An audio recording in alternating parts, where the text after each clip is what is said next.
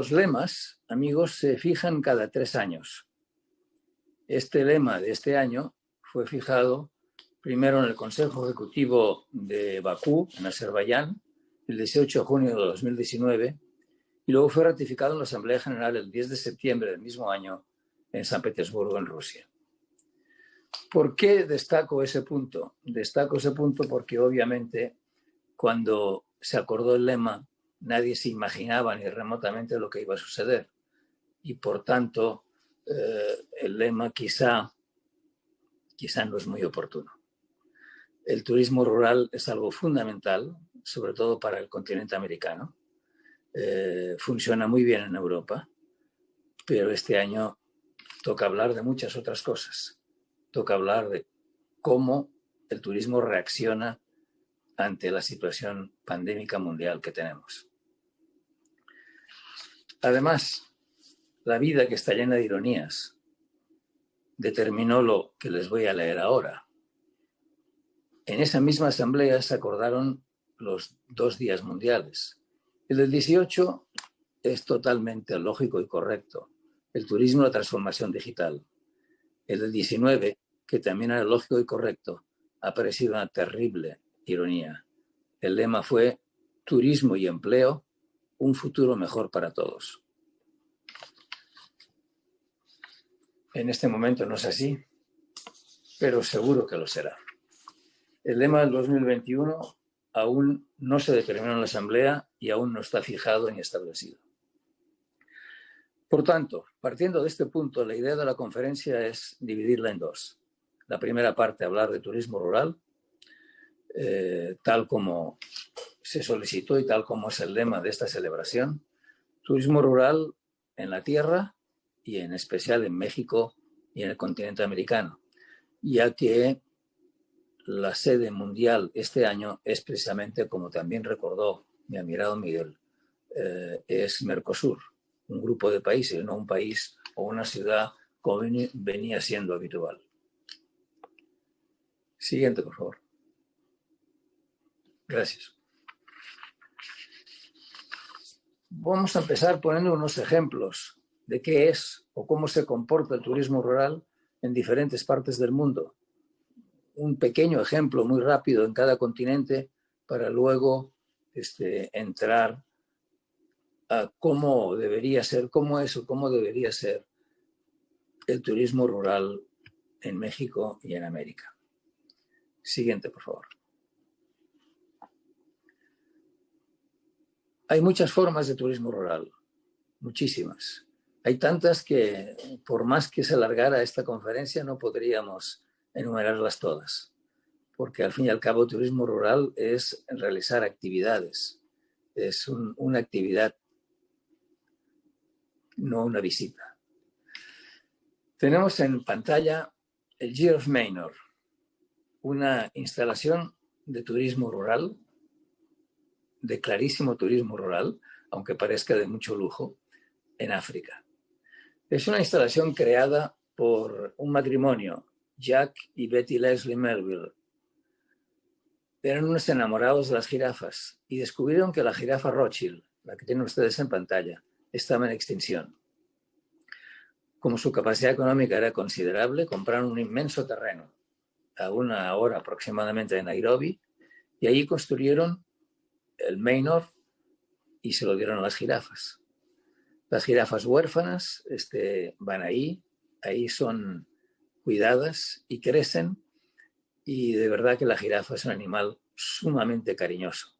Yo he tenido la suerte de que alguna de estas jirafas, no sé si las que están en pantalla u otras, incluso me dieran unos besos y me acariciaran en la cara. Supongo que alguno de los que están escuchando habrá pasado por esa increíble experiencia. Pues aquí tenemos una muestra de un turismo rural, además muy interesante complementariamente. Siguiente, por favor. Porque dentro del terreno, es un bosque natural muy grande, dentro del terreno de las instalaciones hay un orfanato para elefantes que han perdido a su mamá. Como ustedes saben, en algunos parques aún existe el gravísimo problema de la caza furtiva. Entonces, aquellos elefantes que quedan huérfanos son llevados a una parte del Giraffe Manor, y ahí son alimentados, cuidados, curados, y al cabo de un tiempo son llevados con sus manadas, que los acogen inmediatamente. Bien, siguiente. Tenemos en pantalla un pequeño pueblo de la Serranía de Ronda. Era un pueblo blanco. Un pueblo blanco que quedaba lejos. Está conectada a la pantalla, ¿verdad, moderador? Moderador, ¿está conectada a la pantalla? Sí, está conectada a la pantalla. Estamos Vale. leyendo Yúscar, Pueblo Pitufo en la Serranía de Correcto. Ronda. Como no me veo, tenía mis dudas. Bien, era uno de los pueblos blancos, pero está en un lugar de la sierra que no es ni mar ni montaña. No es mar, por tanto no tiene el turismo apabullante de la Costa del Sol o de Málaga, ni tampoco es montaña. Por tanto, era un lugar al que iba muy poca gente, no iba prácticamente nadie. Un buen día se le ocurrió al alcalde, en lugar de pintarlo de blanco como habían hecho durante 300 o 400 años, pintarlo de azul, con motivo de la película de los pitufos, y convertirlo en un pueblo pitufo. El éxito ha sido espectacular. Siguiente. Tan espectacular que Sony, la empresa, supongo que propietaria de los derechos de cine y televisión de los pitufos, lo declaró el primer pueblo pitufo del mundo. Hacen un montón de actividades, todas las casas están pintadas, como ven ustedes acá, hay personajes por todas las calles, hacen un mercado de pitufos una vez a la semana, hay unos concursos en que los niños, porque es un turismo obviamente familiar, van recorriendo las calles del pueblo y van descubriendo dibujos en las casas que van cambiando, y los habitantes del pueblo, que se estaba despoblando y ahora se vuelve a repoblar, prácticamente sin costo, han convertido una casa vieja abandonada en la cueva de Gargamel. Siguiente. Aquí tenemos ejemplos, pues, de que hay una unión extraordinaria entre el turismo rural, las múltiples actividades de turismo rural y la imaginación, la creatividad. El turismo rural requiere más que ninguno de imaginación y de creatividad, a veces por falta de recursos o a veces porque hay que estructurar bien el paquete que se quiere vender y a quién se quiere vender. Vamos a ver otro caso parecido. Como dijimos, el siguiente, por favor. Como dijimos, el anterior está en la Serranía de Ronda, bastante cerca de Ronda, unos 140 o 130 kilómetros, 140 kilómetros de Málaga. Este que ven ustedes en pantalla ahora es un pueblo que estaba perdiendo del orden de 30 habitantes por año. Se llama Penellas. Es un pueblo muy pequeño. Ahora debe tener 400 habitantes más o menos, 400 y algo. No creo que llegue a 500, pero llegó a tener 100 y pico, porque se iba despoblando constantemente. Y lo mismo, un buen día se le ocurrió a alguien dotar al pueblo de algún atractivo diferente. Es un pueblo en la zona agrícola del interior de Cataluña, por tanto, totalmente alejado de cualquier ruta turística. ¿Y qué hicieron? Llamar a grafiteros, ofrecerle a grafiteros de las principales ciudades, New York, Madrid, París, Barcelona, Londres, que fueran ahí. No les pagaban el viaje, pero les daban alojamiento.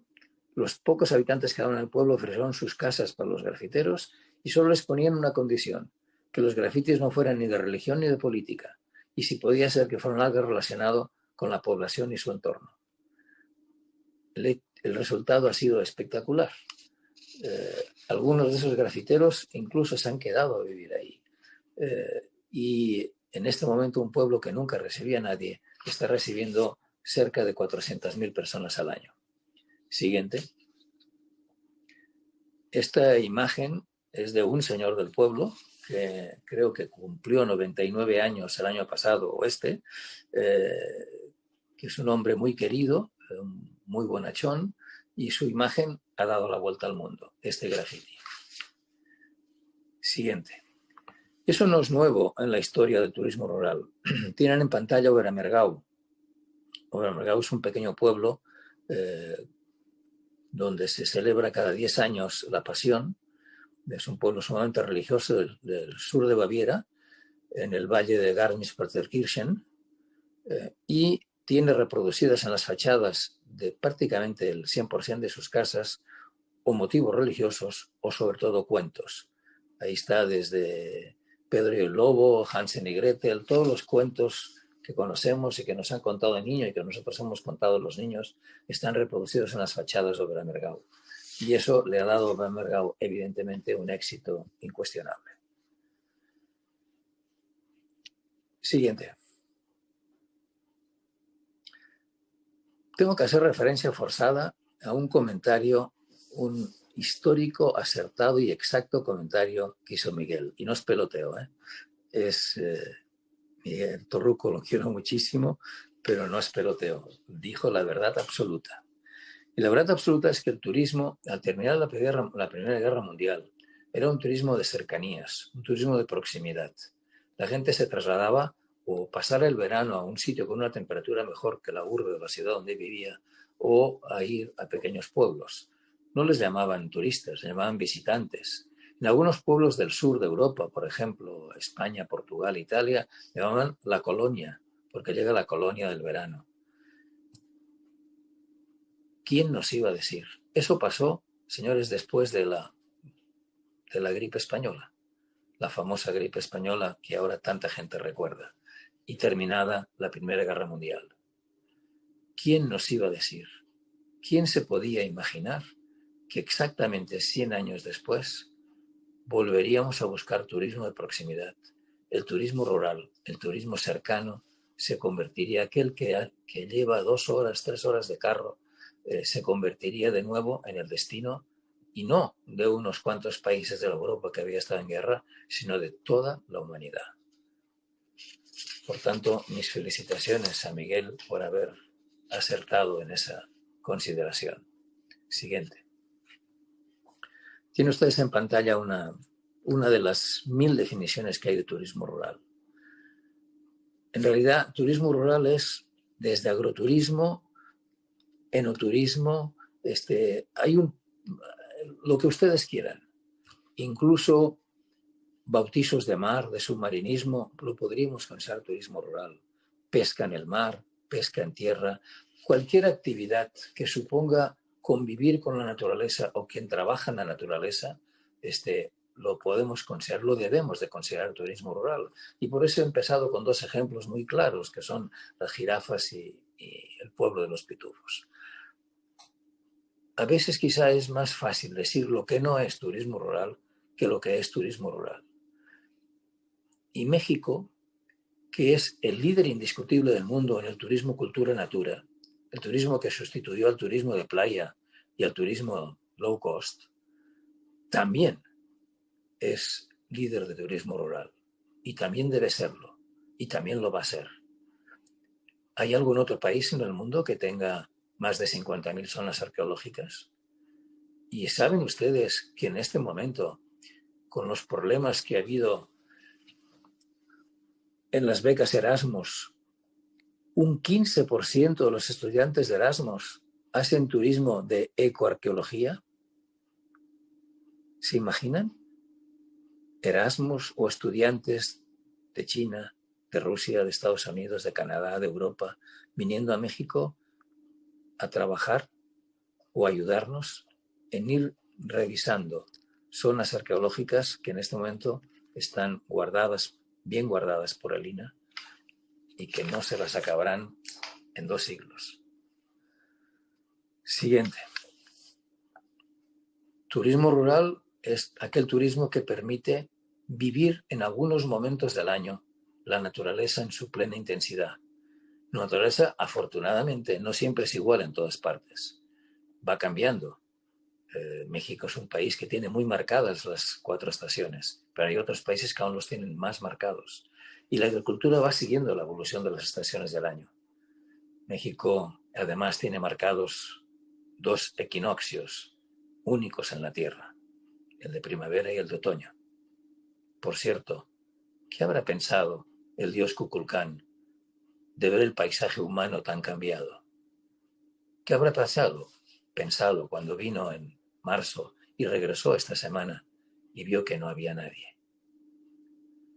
Es una reflexión interesante. Bien, pues aquí tenemos una pareja paseando en los campos de lavanda de la Provenza. Pasear en el momento que la lavanda florece. Esa lavanda que luego se utiliza para fabricar millones de perfumes en toda la tierra. En el momento que la lavanda florece, entre el color y el olor, es un momento mágico, maravilloso.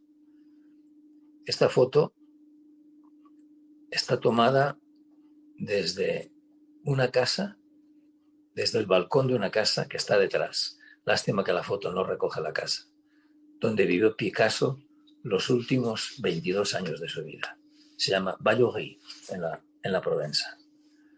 Siguiente. Aquí tenemos otro ejemplo de turismo rural. Es un turismo rural de alta categoría, pero es turismo rural.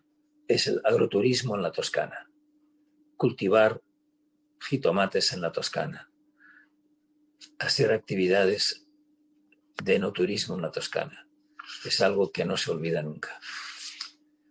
Siguiente. Otra forma de hacer turismo es ir a granjas inglesas. También el turismo rural ha pasado por momentos difíciles. En Inglaterra sé que la cifra parece muy, muy alta, pero es entre Inglaterra, Escocia y País de Gales, hay 11.000 granjas a los cuales van los colegios, van los alumnos, van los chicos. Exactamente la cifra creo que es 11.250. Es un lugar donde las grandes concentraciones, las gentes que viven en las grandes concentraciones urbanas, el Gran Londres, Manchester, Glasgow, etc., las familias llevan esas granjas a sus hijos para que tengan un contacto con los animales y con la naturaleza. Esa oferta turística pasó del periodo del año 1997 al año 2001 por una crisis terrible. Ustedes recordarán las vacas locas. Y las vacas locas significó para toda esa oferta turística lo mismo que está significando ahora la COVID para todos. Siguiente, por favor. Tienen ustedes en pantalla un cuadro de cómo se ha comportado el turismo rural en España este verano. Y fíjense que estamos hablando del verano en plena, piensen que en junio aún había confinamiento absoluto. En junio. Por tanto, estamos hablando de este verano que ha sido realmente, desgraciadamente, excepcional. Pues bien, si ustedes ven el gráfico que tienen en pantalla, verán que el 70% de los turistas o visitantes, llámenles como quieran, que han ido a algún sitio este verano, han escogido un destino de turismo rural.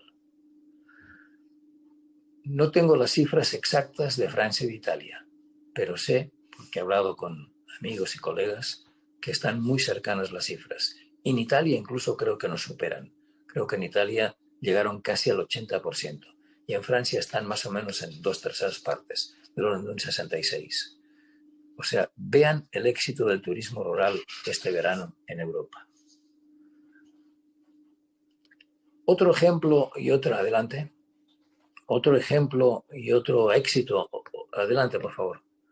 Y otro éxito del turismo rural es que ha permitido recuperar casas, monumentos antiguos que estaban abandonados o cayéndose. Aquí tenemos en pantalla una masía, una de las muchas masías catalanas. Una masía en Cataluña es equivalente a lo que es una hacienda en México, lo único que más pequeñas, obviamente, pero es un espacio donde o se cultiva o hay animales, ganadería o ambas. Había muchas abandonadas, muchas que se iban cayendo. El turismo rural ha permitido reconstruir prácticamente todas. Así que el turismo rural se ha convertido, como lo fue en su día el trabajo que hicimos en Paradores, en el mejor rescate para esos patrimonios que tenemos la obligación de ceder a la próxima generación. Y también es turismo rural, siguiente, también es turismo rural embarcarse con un pescador y aprender o enseñar a tus hijos a pescar. Es una experiencia extraordinaria. En el Mediterráneo, en el Golfo de California o donde ustedes quieran.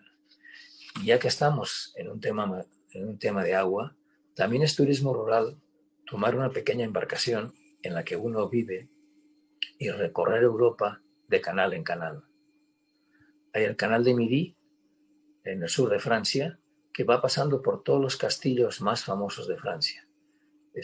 Y hay una ruta fluvial extraordinaria que sale de Holanda y cruza toda Europa prácticamente en diagonal hasta llegar a la desembocadura del Danubio. Otro ejemplo, voy siguiendo un poco momentos y destinos diferentes de turismo rural para que se hagan una idea de cómo es el turismo rural en el mundo, porque México está más centrado en otra actividad que ya veremos. Siguiente, por favor. El siguiente es más interesante aún. Estamos ante un monasterio benedictino. Cualquiera de ustedes sabe o conoce la falta de vocaciones que tiene, la falta de vocaciones que tiene en este momento la Iglesia. Y este santuario benedictino quedó prácticamente con 2 monjes, 3 monjas. Entonces lo abrieron a turismo rural. Y la gente va ahí, alguno irá a rezar, pero la mayoría van a tener paz, a tener tranquilidad, a practicar yoga, a pasear, es decir, a intentar encontrarse a sí mismos. Y eso también es turismo rural. Siguiente. Ahora entramos a uno de los ejes del turismo rural más exitosos en España, en Francia, en Italia, en Galicia, como decía mi buen Miguel, que es el enoturismo. El enoturismo o turismo en bodegas, de producción de vino, en viñas. Cada vez hay más instalaciones de turismo en medio de grandes viñedos. Cada vez hay más instalaciones de turismo en bodegas o en cooperativas de producción. Siguiente. Aquí tenemos un ejemplo de enoturismo. Siguiente. Una de las muchas actividades que hacen los que practican enoturismo, siguiente por favor, es pisar la uva, aplastar la uva como se hacía hace 2000, 3000 años. Es decir, caminando encima de ella, pisándola con los pies. Así se conseguía el vino hace miles de años. Hoy obviamente se hacen prensas y en prensas con hielo. Otro ejemplo de turismo rural muy curioso. Siguiente. Siguiente, gracias. Este pueblito que ven ustedes en pantalla es un pueblito que estaba totalmente abandonado desde el año 1939. No vivía nadie en él. Una asociación naturista lo compró y ahí se juntan y viven. Cada uno tiene sus gustos y sus intereses, pero ese pueblo que estaba abandonado era un pueblo fantasma, hoy ha revivido. Siguiente. Si nos vamos de Europa, tenemos ejemplos de turismo rural en África. Arriba de los árboles, en diferentes lugares, que permite ver los animales, normalmente ir a ver una charca o ir a ver un río, sin riesgo a vista de pájaro. Otro, hemos visto Europa, hemos visto África. Siguiente, ahora veremos Asia. Este es un poco fuerte.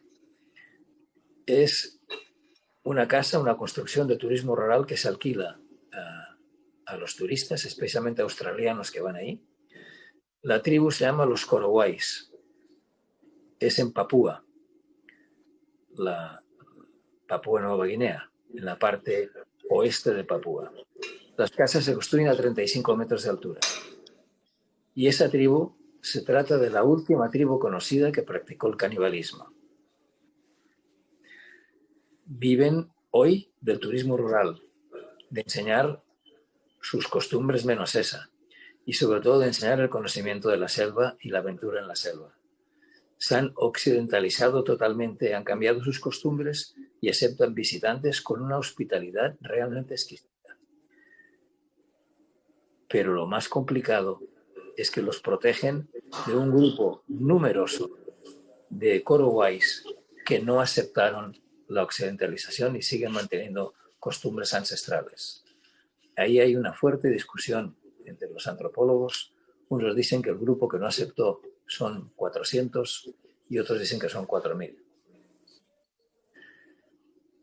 Pasamos a América. Empezamos con América del Norte. Tenemos al fondo el Monjut en Oregón. Oregón es uno de los lugares donde toda la costa oeste de Estados Unidos, es decir, de California a Seattle, las familias buscan granjas no solo para enseñar a sus hijos a convivir con la naturaleza y con animales, sino para que los jóvenes pasen un tiempo, a veces 2 semanas, a veces un mes, en esas granjas, trabajando en menesteres propios de las granjas. Siguiente. Otro ejemplo de turismo rural es todo lo que se puede hacer en el Parque Nacional más famoso del mundo, de mayor tamaño. La primera reserva que fue declarada Parque Nacional a principios del siglo XIX. Estamos hablando de Yellowstone. En Yellowstone hay muchas actividades de turismo rural. Incluso en una zona se permite ordeñar bisontes. Hay solo 2 hoteles y la mayor parte de las gentes que hacen turismo rural en Yellowstone lo hacen o en campings, o en refugios, o en campgrounds, en motorhomes. Siguiente. Tenemos aquí un grupo de niños en South Carolina, en lugares donde hoy hay turismo rural sin ninguna conexión tecnológica. Siguiente. Acercarse a los animales, acercarse a ciertas zonas, abrazar los árboles en los bosques, es una aventura misteriosamente divertida. En el ambiente rural, la distancia entre las especies se acorta y la relación cambia. Los más pequeños de pronto descubren que las ranas que salen en la televisión y en los vídeos existen realmente. La aventura de moverse en silencio con linternas para sorprender al animal en su morada es la base para un recuerdo de un verano diferente, al que se vuelve con nostalgia en la edad adulta. Un ejemplo de eso lo acaba de dar también Miguel con las luciérnagas de Tlaxcala. Ejemplos de turismo rural en Costa Rica. Pequeños hoteles normalmente de 2-3 habitaciones construidas en la copa de los árboles, en Braulio Carrillo, en Manuel Antonio.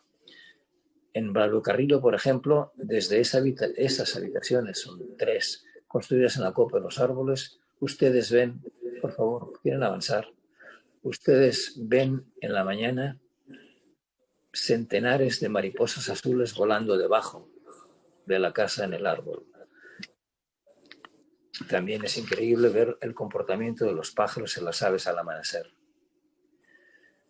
Siguiente. Dentro de las muchas actividades de turismo rural, que repito, no nos cansaríamos de tantas como la imaginación nos permita, están aquellas que suponen la recolección o trabajo de algunos de los productos más consumidos por la humanidad. Tenemos enfrente el agroturismo que se hace en Colombia, en el Valle de Armenia. Si tienen ocasión, vayan al Valle de Armenia. Es algo realmente increíble. Hace un rato hablábamos de las maravillas de la Toscana. Pues el Valle de Armenia yo creo que es la Toscana americana. Siguiente. Perú. Hay muchas rutas del café, del té, del chocolate y obviamente de la regulación de cacao, en unos planteamientos muy parecidos a los que hemos visto del café en los valles de Armenia. También lo hay en México. En Tabasco hay como mínimo 2 haciendas de cacao que enseñan a recogerlo, a tratarlo. Todos son experiencias de turismo rural. Turismo rural también son, siguiente, por favor, aquellos pequeños pueblos que sus habitantes consideran que por sus características merecen tener un trato diferente y se convierten en atractivo de los urbanitas.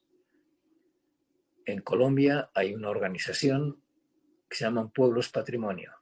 Son pueblos bellísimos a los cuales se les da pintura cada 2 años, se ayuda a tener en perfectas condiciones y que son el destino habitual los fines de semana de las gentes de las grandes ciudades. Bogotá, Medellín, Cali, Bucaramanga, etc. Siguiente. Lo mismo sucede en El Salvador, los pueblos vivos.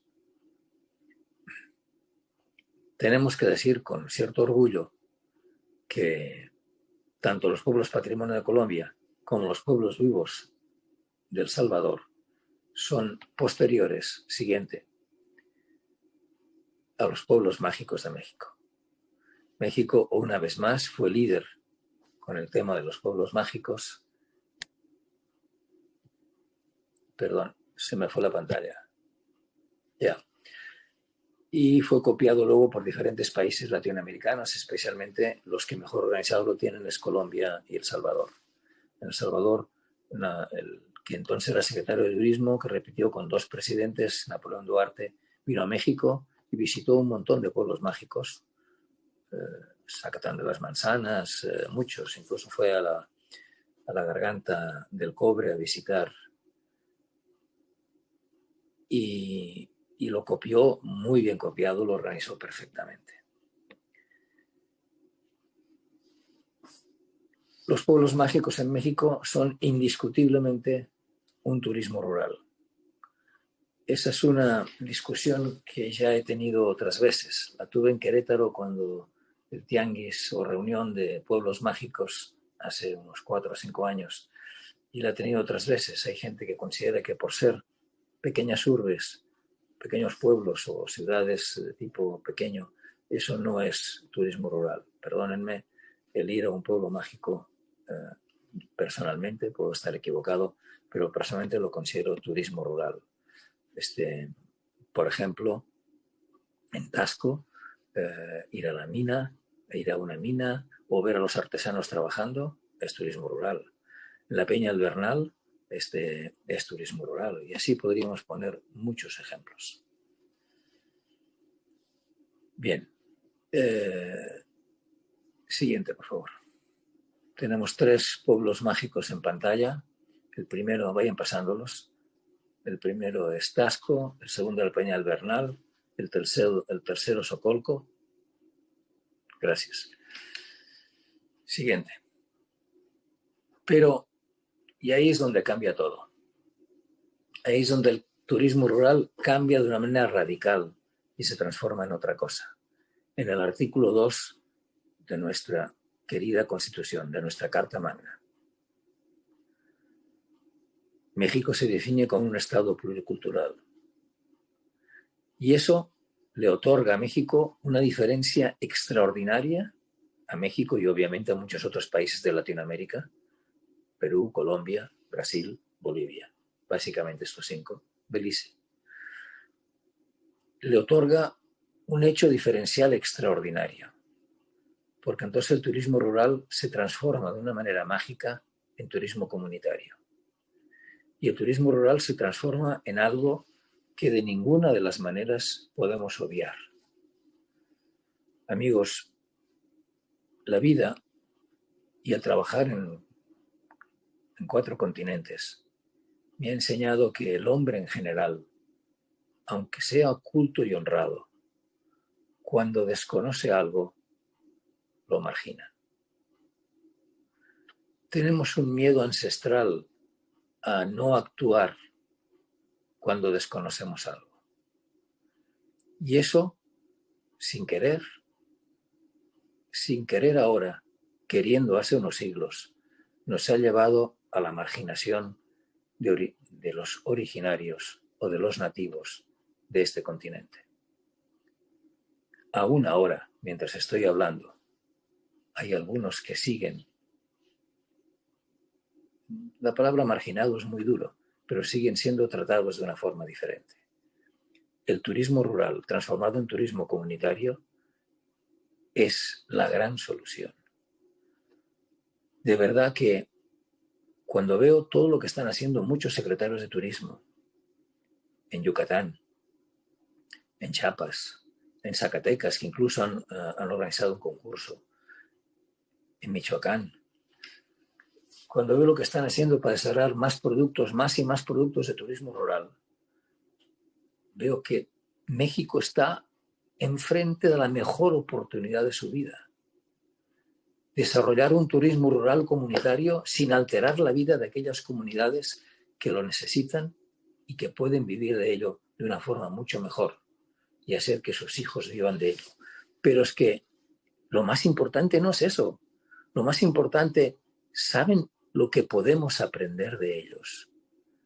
No se trata de irlos a ver para comprar una artesanía o ver cómo viven. Se trata de ir a todas las comunidades que podamos ir para aprender. Porque no hay ninguna comunidad de la que no podamos aprender algo. Vamos a repasar rápidamente algunas. Y por favor, no olviden nunca el artículo 2 de nuestra Constitución, de nuestra Carta Magna, porque de verdad es un ejemplo al mundo. Parece redactado por los que redactaron la Constitución americana, que luego se ha ido adulterando en algunos aspectos. Nuestro artículo 2 es extraordinario. Es digno de un país maduro, de un país avanzado, de un país que quiere seguir siendo como es y quiere dejar a sus hijos y a sus nietos el mejor patrimonio que tiene, sus gentes y sus culturas, actuales y antiguas. Siguiente. Tienen ustedes en pantalla ese patrimonio. Siguiente, por favor. Este patrimonio extraordinario. No he relacionado las 62 etnias. Bueno, hay un organismo que dice 62 y otro que dice 68. Yo, como tengo que regir por Naciones Unidas y por la UNICEF, digo 62. Pero también hay subetnias, claro. No las he puesto todas. He puesto las que más conozco, y aquellas que no solo son más numerosas, sino que tienen más contacto, más cosas que enseñar. Siguiente. Esto que sucede en México sucede en toda América Latina. Nada más que México está más preparado que ninguna. Yo calculo que en este momento en México no hay menos de 7.000 productos turísticos para turismo rural comunitario entre todos los estados. Les garantizo que sumando todo el resto de países que ven en pantalla, no los tienen. Brasil tiene 240 etnias, Colombia 83, México ya las hemos dicho, Perú 43, Belice 4, El Salvador 3, etc. En total 522. Pero, exceptuando México, todos los países sumados no tienen 7.000 muy buenos productos, muy bien diseñados, muy bien pensados, muy respetuosos y muy, como han dicho los que han hablado anteriormente, sustentables y sostenibles. Es la gran oportunidad. Siempre que hay una desgracia, hay una oportunidad. Se han hecho millonarios los que fabrican mascarillas y se han hecho millonarios los que fabrican pantallas de metacrilato, de plástico para separar a las personas, a las gentes, los taxis. Bien, aquí no hablamos de dinero, no hablamos de oportunidad aprovechándose la desgracia de los demás. Hablamos de aprovechar el momento del viaje a la corta distancia, del viaje de proximidad, para incorporar esas culturas y aprender de esas culturas. Siguiente. Casi el 90% de las etnias están concentradas solo en 5 países. El 10% se distribuye en otros 20 estados de América Latina. 5 etnias en todo el continente superan algunas de mucho, de 2 y de 3, el millón de personas. Hay etnias con 2, 3 y hasta 4 millones de personas. Quechuas, aymarás, nahuas, mayas. Y hay otros que están situados entre el 500.000, 750.000, como mapuches, mixtecos, otomíes, etc. Siguiente. En pantalla tenemos, puse la foto, la diapositiva, porque yo soy abuelo. Y me enternecen los abuelos de las comunidades nativas, las comunidades originarias, cuando van con sus nietos y les transmiten esa cultura que se ha transmitido durante siglos, muchas veces solo oralmente. Por eso puse la imagen del abuelo con su nieta. Siguiente, por favor. Espero que no se me enfaden, porque además he estado ahí y realmente recibí un trato extraordinario y el lugar es increíble. Están viendo ustedes en pantalla Chablé, una maravillosa hacienda de Yucatán, un lugar único. Es cierto, los baños están en medio de la naturaleza. Uno se baña y dentro de unas paredes de cristal que están en medio de la selva. Las habitaciones están totalmente separadas una de la otra, como si fueran bungalows en medio de la selva. Pero amigos, eso no es turismo rural. Eso es otra cosa. Es algo de extraordinaria calidad. Es algo que ha merecido varios premios internacionales y merecerá más. Es un lugar donde uno se siente extraordinariamente bien. Pero no es turismo rural. Es otro turismo. Y las haciendas que hace poco visitaron la Secretaría de Turismo con el proyecto La Ruta del Quinto Centenario y otras, tampoco es turismo rural. Porque turismo rural es un turismo que debe suponer siempre alguna actividad. Alguna actividad. Debe suponer siempre aprender. Sigamos. Otra, por favor. Tenemos en pantalla, pasaremos sin entretenernos, los raramuris. Ellos ya saben que quieren ser llamados raramuris, aunque no sé por qué la gente se empeña en llamaros tarahumaras por la sierra, pero su nombre es raramuris. Hay tantos paquetes turísticos de krill hacia arriba. En la época de lluvias hasta Basaseachik y en la época de no lluvias en 1000 sitios. Los raramuris, los que corren descalzos, como ellos quieren ser nombrados. Siguiente, los lacandones. Hace poco ganó un premio, un producto turístico basado en una visita a los lacandones. Siguiente. Mis amigos los purépechas. Digo mis amigos los purépechas porque tengo grandes amigos en Michoacán. Trabajamos muchísimo para levantar Michoacán después de uno de los momentos dramáticos de México. Estoy hablando del granadazo el 15 de agosto, no me voy a equivocar del año, el 15 de septiembre del 2008 creo. Sí, 15 de septiembre de 2008 si no estoy equivocado. O 2009. Bueno. Los purépechas son una gente privilegiada, una gente extraordinaria, con la que he tenido ocasión de convivir. Productos de turismo rural como los que hay en Santa Clara del Cobre, en San José de la Laguna, en Sinsunsan, en toda la zona de San Juan Parque Tirimícuaro. Es realmente, como ustedes saben,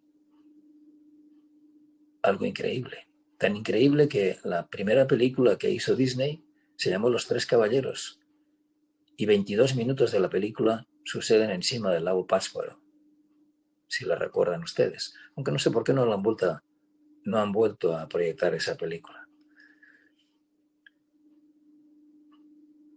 Dentro de las muchas actividades de turismo rural nuevas tenemos las tirolíneas que van de Janitzio a Yonuen y de Yonuen a Pacanda, uniendo 3 de las islas del lago.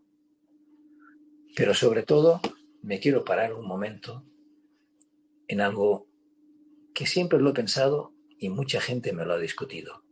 Y cuando hablo de gente me refiero a políticos y especialistas de turismo de alto nivel. Miren, para mí el turismo rural supone solidaridad. Sin solidaridad, difícilmente el turismo rural puede tener éxito, porque tiene que haber una comunión, una complicidad entre la pequeña casa o la granja o el huerto donde vamos o la barca y el turista o el visitante, a menudo, normalmente, familia o familiar. ¿Y cuál es la discusión? Muy simple. Para mí, la Noche de Muertos es turismo rural.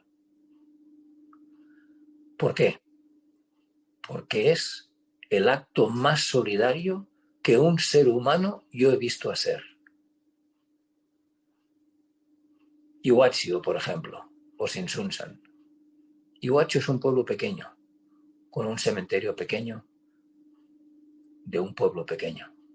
No tiene el poder, ni la gente, el poder económico, ni la gente de Sinsunsan, y por tanto, ni hay obra de teatro una noche en el cementerio, ni tampoco hay grandes ornamentos florales en las tumbas. Un niño de aproximadamente 11 años, de 10 y 11 años, estaba estirado, casi temblando de frío. Ustedes saben el frío de Pátzcuaro y de Michoacán, la noche del 1 y el 2 de noviembre. Oye, ¿quién está aquí enterrado? Mis papás. ¿Los dos? Sí, los dos. ¿Pero murieron de accidente? No, murió mi mamá y al cabo de un tiempo mi papá también murió. ¿Y está solo? No, aquel señor de ahí, aquel chico de ahí me cuida. Un joven como de unos 15, 16, 17 años. No creo que tuviera más. ¿Y no has adornado la tumba? No tenemos dinero para adornarla. Pero, oye, ¿no te sabe mal que la gente pase y camine por encima de la tumba donde están tus papás? No, al contrario.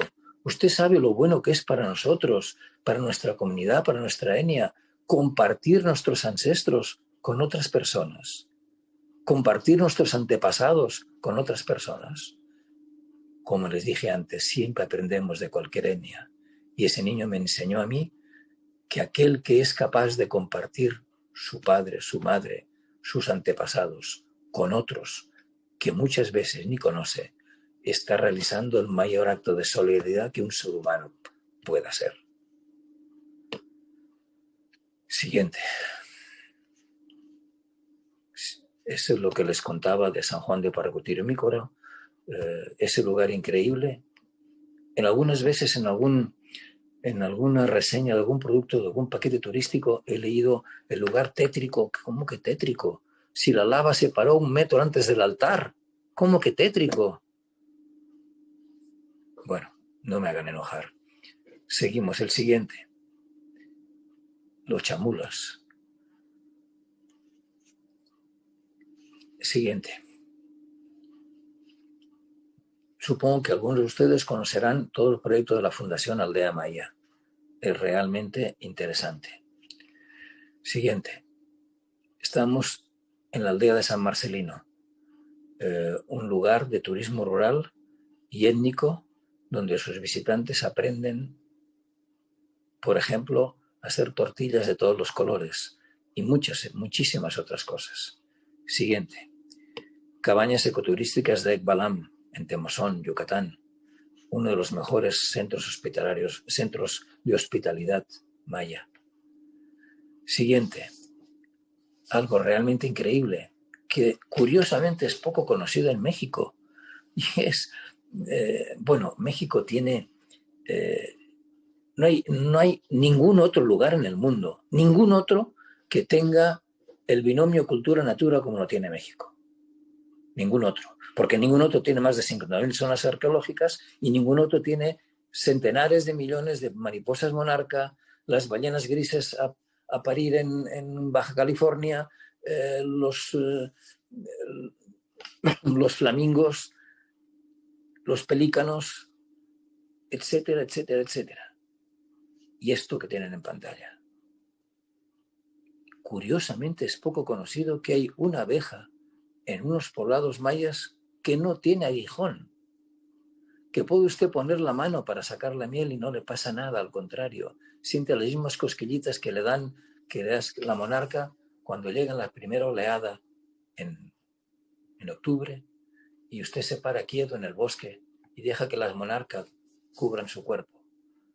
Son unas cosquillitas. Eso mismo, estas abejas no tienen aguijón, no hacen ningún daño, pero lo que hacen es una miel llamada melipona, que es algo extraordinario.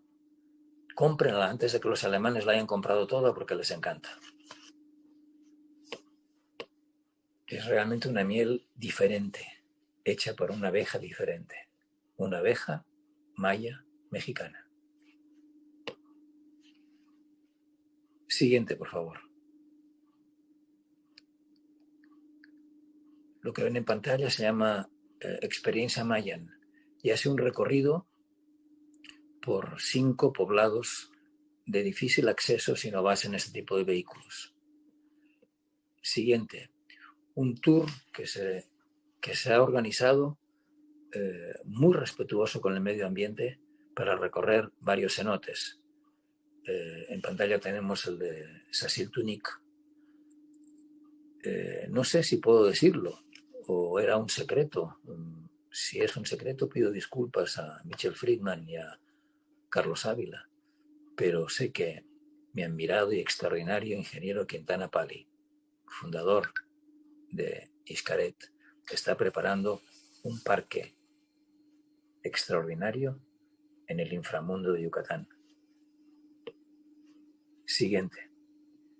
Un recorrido para jóvenes, pero no es un recorrido normal, es un recorrido por la carretera blanca, por el camino blanco, por las nuevas carreteras mayas, por las antiguas carreteras mayas, nuevas porque se están destapando y se están reconociendo. Es decir, ¿se imaginan que en este momento pudiéramos ir en bicicleta por la vía Augusta, que unía Roma con Tarraco? Pues eso es lo que están haciendo estos chicos. Y encima lo cuidan. Siguiente. Actividad de turismo rural en Yaxuná, donde hay algo que les voy a proponer al final de la conferencia, que es para mí una de las soluciones para la pandemia que estamos viviendo, que es la generación de cooperativas. En México ya hay muchas. México también es un líder en cooperativismo. Obviamente la cooperativa ha sido la consecuencia directa del ejido. Del ejido ha venido la cooperativa, pero hay algunas cooperativas que están muy bien manejadas.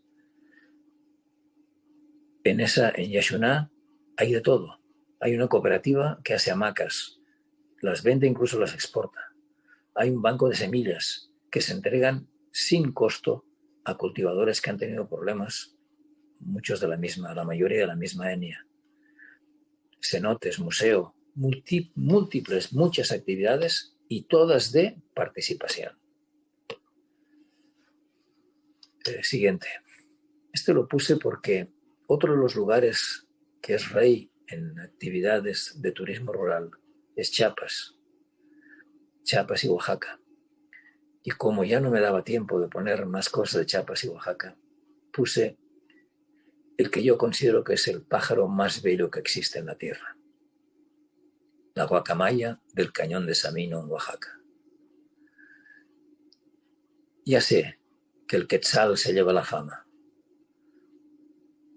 pero el quetzal, no todos los quetzales tienen cola, ni todos los quetzales tienen esa majestuosidad increíble del vuelo de la guacamaya de Sabino.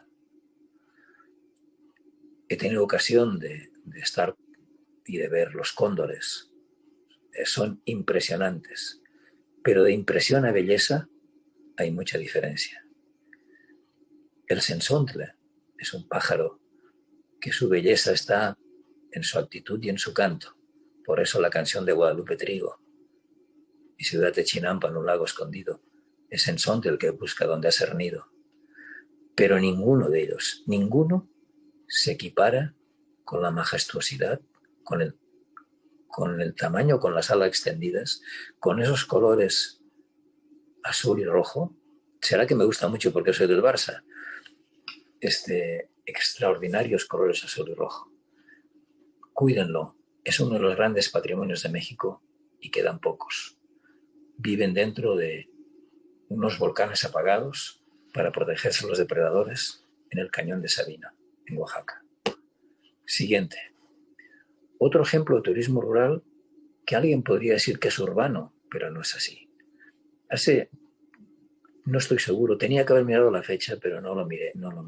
Creo que hace 30 años aproximadamente, un grupo de 200 huicholes bajaron de la Sierra Madre, e instalaron una colonia.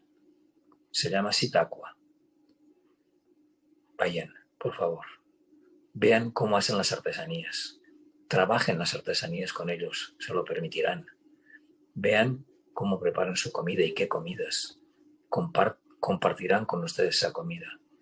La colonia Sitacua es un ejemplo de turismo rural, es un ejemplo de solidaridad, es un ejemplo de compartir, no de Nayarit, del mundo, amigos, de todo el mundo. Y por último, siguiente, también es turismo rural, alguien que la mayor parte de los mexicanos no conocen. Los coras. Los coras se llaman así por un antiguo guerrero, Xécora.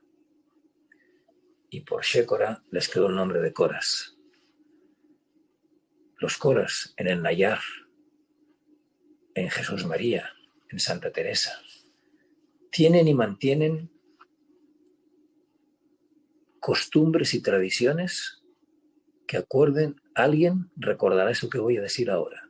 Algún día, alguno de ustedes que los visite aplicará con sus hijos en familia, en Guadalajara, en México, en donde quieran, en Cuernavaca, los sistemas de castigo, de autocastigo que los coras aplican. Porque son de una inteligencia, de una sutileza, de un respeto y de una justicia extraordinaria. Y como eso, mil cosas.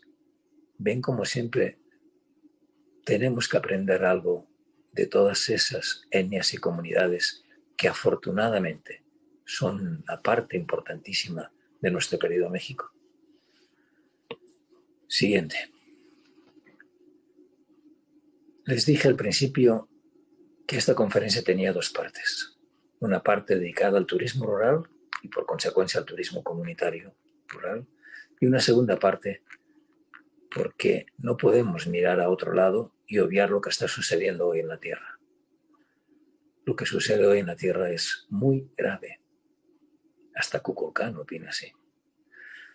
Entonces, vamos a analizarlo rápidamente. Amigos, ¿dónde estaban ustedes la tarde del 31 de diciembre pasado? La tarde del 31 de diciembre de 2019. Unos preparaban las uvas, otros llamaban a sus familiares, otros preparaban la cena, otros estaban... Faltaban pocas horas. A las 5:20 de la tarde faltaban muy pocas horas para la fiesta de fin de año. Unos se habían ido a esquiar, otros se habían ido a donde fuera. ¿Cuántos de ustedes, los que me oyen, y 100 millones más de mexicanos, se fijaron que a las 5:20 de la tarde las agencias de noticias asiáticas, chinas, japonesas y una coreana, mandaron una noticia diciendo que se había descubierto una epidemia respiratoria, al parecer mortal, en Wuhan? Nadie se fijó, o casi nadie. Ya sé lo que es cuando faltan 4 o 5 horas para las 12 campanadas, pero pasó desapercibido a toda la Tierra. El resultado lo estamos viviendo. Perdón, teníamos que haber pasado las dos siguientes. Es que la anterior era por la fiesta de fin de año y la siguiente es una imagen de Wuhan. ¿Qué ha sucedido? Ha sucedido que la humanidad se ha contagiado totalmente y en el mundo del turismo se ha generado la peor percepción que se puede imaginar. Nuestro querido, respetado y admirado secretario dijo durante su discurso, y México ha superado varias situaciones parecidas a las que vivimos. Efectivamente, varias. El 10 de noviembre de 1935, México votó la resolución 3379 de Naciones Unidas condenando el sionismo. Los de mi edad recordarán el bloqueo turístico terrible que se ciñó sobre México, dirigido por la comunidad judía norteamericana. Luego, la intervención de la comunidad judía mexicana consiguió, al cabo de un tiempo bastante, corregir esa percepción. Otra vez tuvimos un susto en septiembre del 82, cuando la gran devaluación del peso. Y la peor, el 19 de septiembre de 1985, gran terremoto en la Ciudad de México. Pero también ahí logramos cambiar la percepción de que era algo local y algo que no se iba a repetir. Volvimos a tener una situación de crisis el 15 de septiembre de 2008, lo dije bien, cuando el granadazo de Morelia sobre la gente, los granadazos fueron varios, de Morelia sobre la gente. Costó mucho. Cuando empecé a trabajar en Michoacán y me enamoré de Michoacán y de los purépechas y los michoacanos, utilicé una frase que había utilizado Kennedy en Berlín, cuando Berlín estaba dividido por el muro y los bozos VOZZOS, que eran los policías de la Alemania Oriental, disparaban sobre cualquier persona que se acercaba al muro. Kennedy pronunció entusiasmado esa frase: yo soy berlinés. Pues yo dije y sigo diciendo lo mismo: yo soy michoacano. Y por último, 24 de abril, en la tarde, dio el presidente Felipe Calderón, 24 de abril en la tarde, decreto el cierre, no, fue el 26 de abril que publicó, decreto el cierre de escuelas, de todas las escuelas, de todas las universidades, de todas las bibliotecas, de todos los restaurantes, hoteles, gimnasios, clubes deportivos, billares, discotecas, juzgados, museos, cines, estadios, atracciones, sitios turísticos, conciertos, ferias, misas, etcétera, etcétera, etcétera.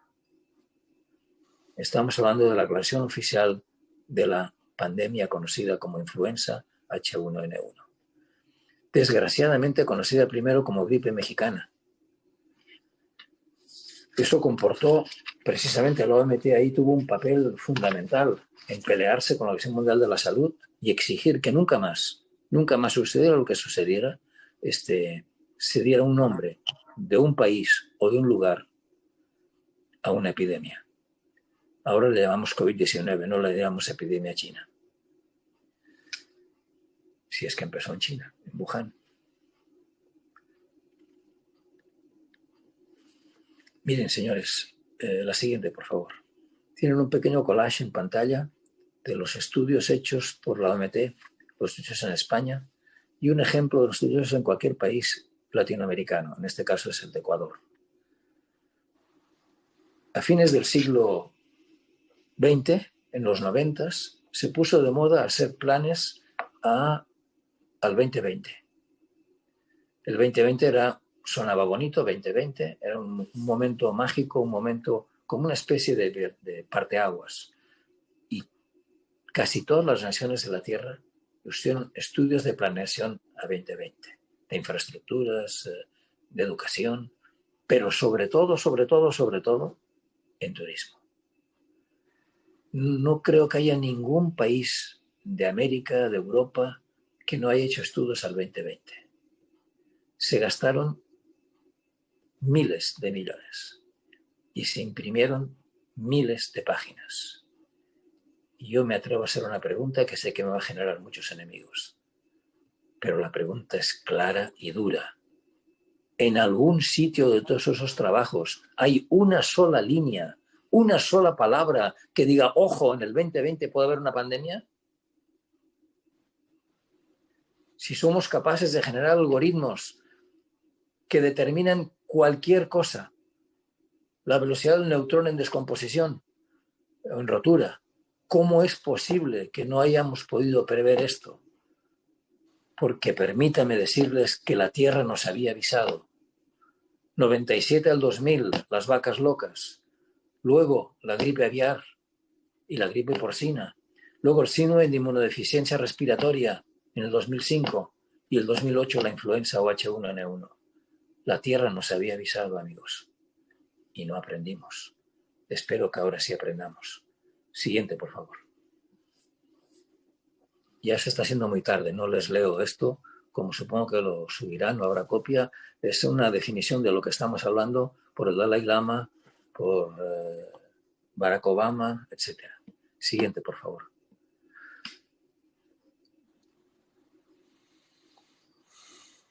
Así teníamos que haber interpretado la influenza y no la interpretamos. Siguiente. El mapa que tienen ustedes en pantalla es un mapa de la influenza. El decreto que les he leído del presidente es del día 26 de abril y el mapa que tienen en pantalla es del día 3 de mayo. Es decir, la influenza en menos de 6 días se había extendido desde México hasta Canadá, por toda Europa, había llegado a Corea, a China, a Nueva Zelanda. La COVID no se extendió tan rápido. Fue dura y terrible, pero más lenta. Es dura y terrible, pero fue más lenta. ¿Cómo es que no aprendimos de eso? ¿Cómo es que no aprendimos que la influenza en 6 días había llegado a Nueva Zelanda ya? Y había inundado prácticamente todos los países europeos.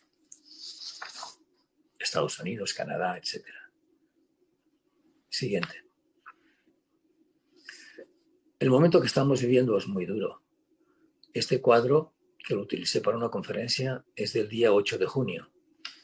Y a pesar de ser del 8 de junio, eran 7 millones entonces, en este momento son 32 millones y medio de personas contagiadas o infectadas.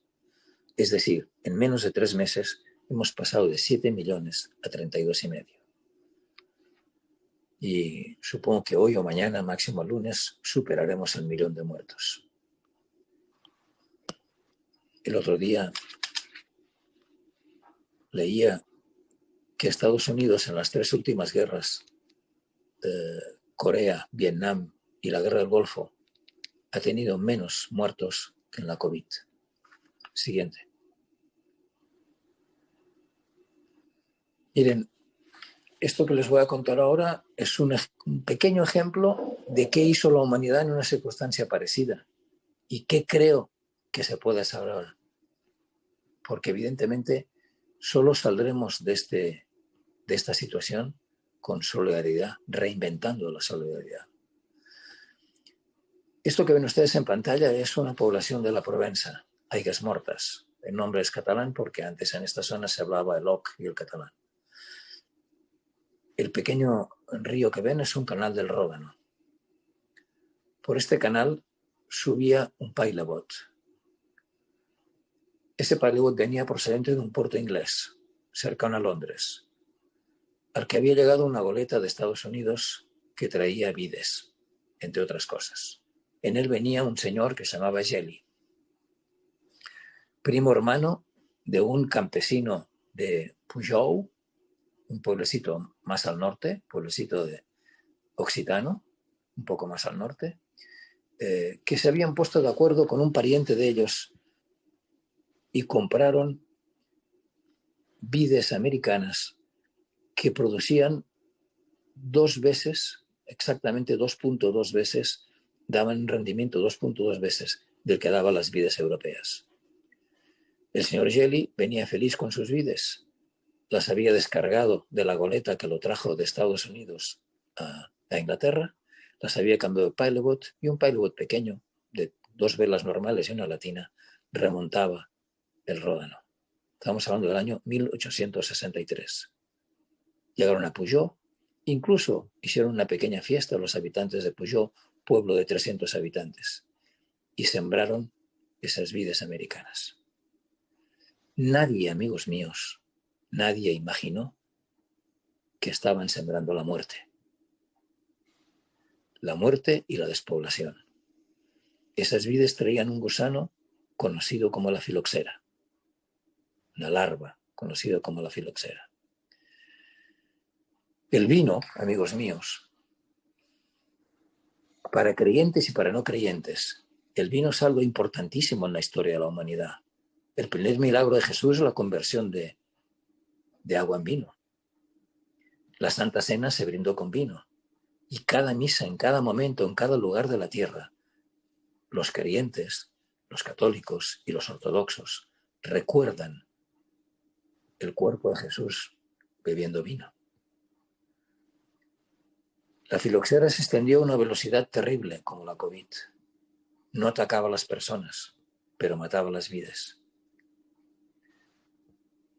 Solo en Cataluña se despoblaron 45 pueblos, en España más de 300, en Francia más de 700. La gente abandonó los pueblos donde vivía y sus casas, porque sin vides no tenían que comer, no tenían que cultivar, y se fueron. El resultado de la filoxera fue terrible, tanto desde un punto de vista económico como desde un punto de vista humano-demográfico. ¿Pero qué hicieron? Los campesinos empezaron a unirse, que es lo que tenemos que hacer en el sector ahora los turisteros. Empezaron a unirse y crearon cooperativas y decidieron dónde vamos a buscar en toda la tierra donde hay vides que no estén contaminadas y traerlas aquí y hacer empaltes con las que se han muerto. Y lo consiguieron. Entre todos juntaron dinero para poder buscar vides en lugares recónditos. Mendoza, Argentina, por ejemplo.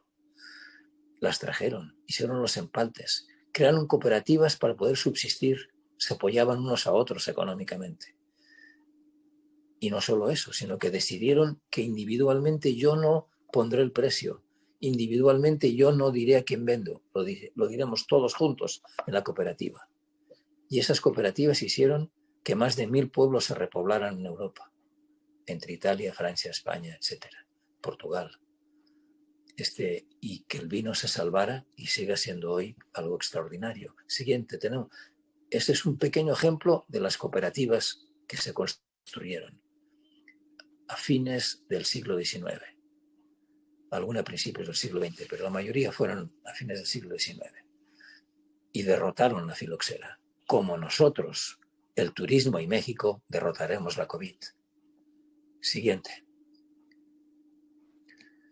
Sé que esto, que es el final ya de la conferencia, me va a traer muchas críticas. Pero estoy muy convencido de lo que les voy a decir. Tenemos en pantalla los 4 jinetes del Apocalipsis. Porque, señores, no nos enfrentamos a una pandemia. Nos enfrentamos a 4 pandemias simultáneas. Esa es mi modesta opinión.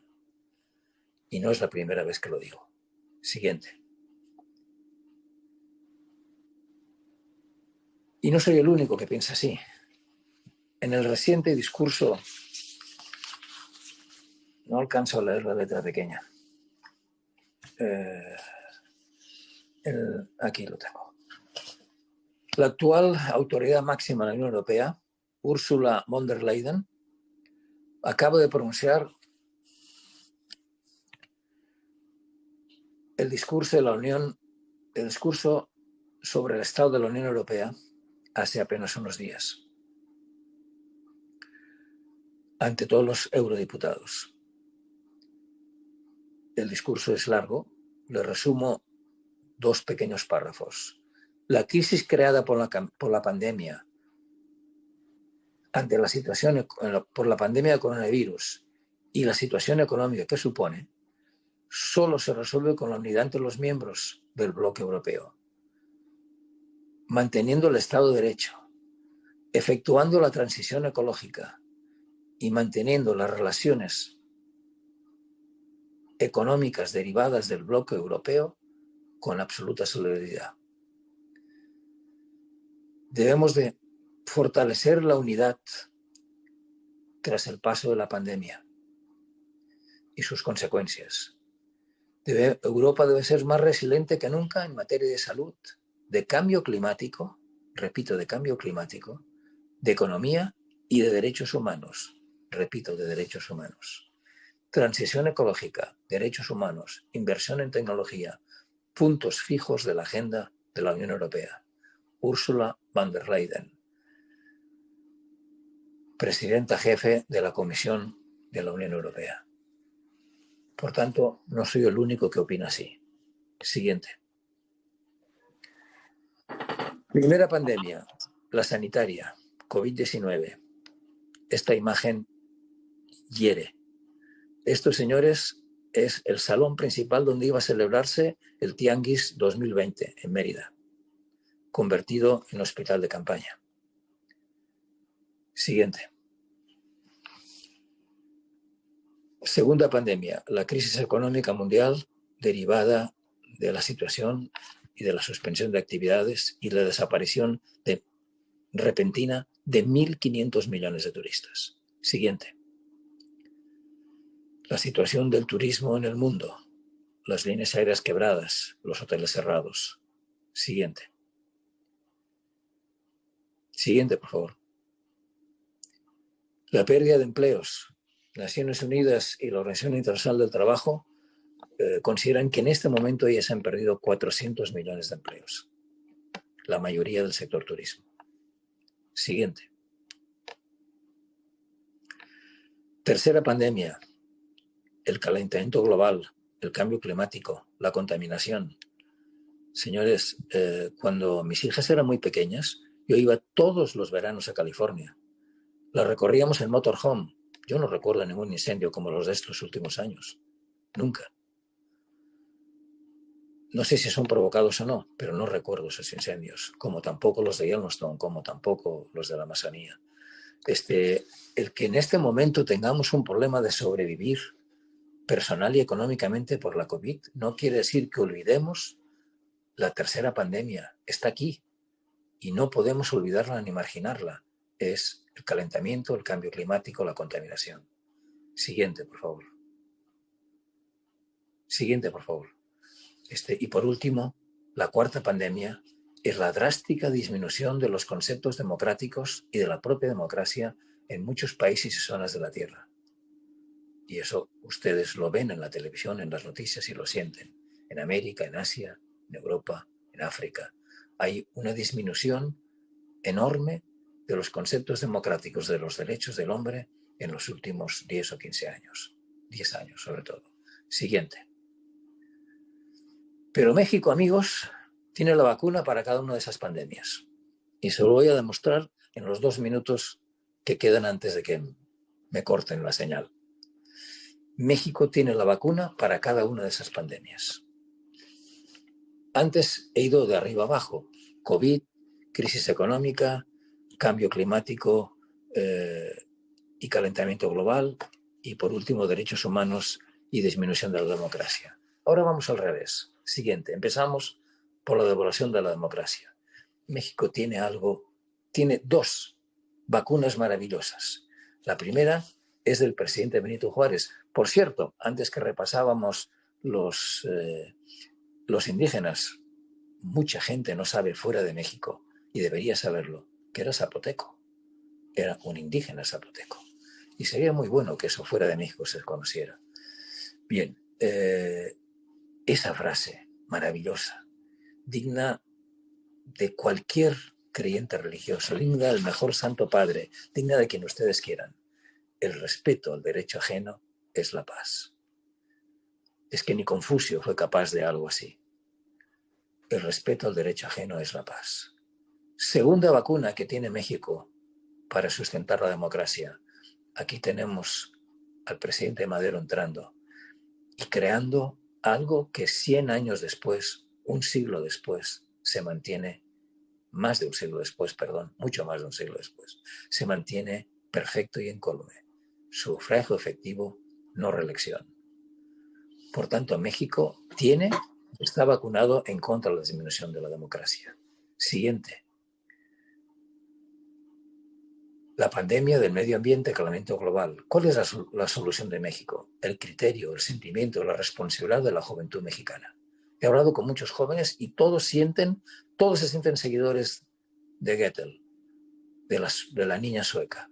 Todos son conscientes de que la juventud que viene tiene que hacer un esfuerzo enorme por resolver este problema, esta pandemia. Siguiente. Y como muestra aquí tenemos un ejemplo, un joven acompañado de 2 servidores públicos haciendo una replantación forestal. Siguiente. Pandemia económica. Es muy sencillo. Reinventar y recuperar la solidaridad. Y esa realidad ya la demostró el pueblo mexicano al mundo de una manera espectacular y definitiva en los días siguientes al terremoto de la Ciudad de México en septiembre del 85. Si el pueblo de México recupera esa solidaridad, no hay crisis económica que nos venza. Siguiente. Si aplicamos ahora a todo el sector turístico, desde el más humilde artesano a la más grande compañía hotelera o aérea, y generamos urgentemente asociaciones y cooperativas, venceremos, como dijo Torruco, la crisis económica. Y por último, nos queda la siguiente, nos queda la COVID, la pandemia sanitaria. México tiene la vacuna, señores. No sé si se lo han dicho o no, pero la tiene.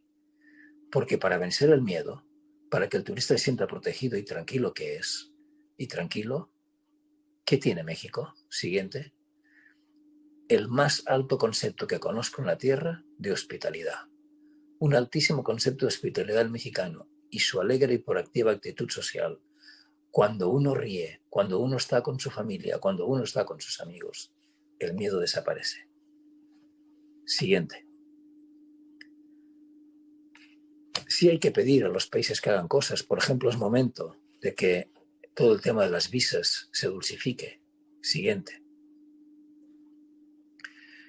Y es momento de que juntos celebremos el Día Mundial del Turismo. Y termino con una frase de la presidenta de la CONPET.